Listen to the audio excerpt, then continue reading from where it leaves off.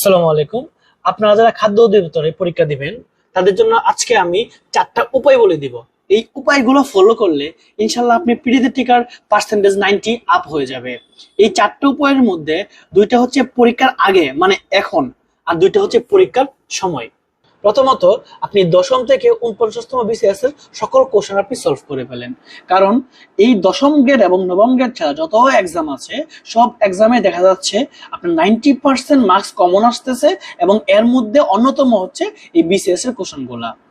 দ্বিতীয়ত, খাদ্য অধিদপ্তরের বিগত সালে যত কোশ্চেন আছে সবগুলো আপনি সলভ করে ফেলেন। আর আমার আইডিতে গিয়ে দেখবেন খাদ্য অধিদপ্তরের জন্য সাজেশন দেওয়া আছে। ওই সাজেশন যে টপিক গুলো আছে সেই টপিক গুলো থেকে যে কোশ্চেন গুলো এসেছে এবং ইম্পর্টেন্ট কোশ্চেন ধরে ধরে আপনি সলভ করে ফেলেন, আশা করি আপনার প্রিলিতে টিকার সম্ভাবনা অনেক বেশি বেড়ে যাবে। এখন আসুন, পরীক্ষার সময় যে দুইটা পদ্ধতি আপনাকে অবলম্বন করতে হবে এর মধ্যে একটা হচ্ছে, যদি 0.25 নেগেটিভ মার্কিং থাকে, আমি আবারও বলতেছি, যদি 0.25 নেগেটিভ মার্কিং থাকে আপনি অবশ্যই 100% কোশ্চেনের আনসার করে আসবেন। আপনি পারেন বা না পারেন, আন্দাজে হইলেও 100% মার্কস আপনি সলভ করে আসেন। সেকেন্ডে হচ্ছে আপনি আপনার নার্ভটাকে ধরে রাখেন। যদি কপাল খারাপ না হয়ে থাকে, গিয়ে দেখবেন পরীক্ষা হলে 90 থেকে 100% মার্কস আপনার কমন আসছে। এই ক্ষেত্রে নার্ভটাকে ধরে রাখা অনেক বেশি ইম্পর্টেন্ট। অনেকে উত্তেজনার ঠেলায় আমরা হচ্ছে অনেক প্রশ্ন ভুল করে ফেলি।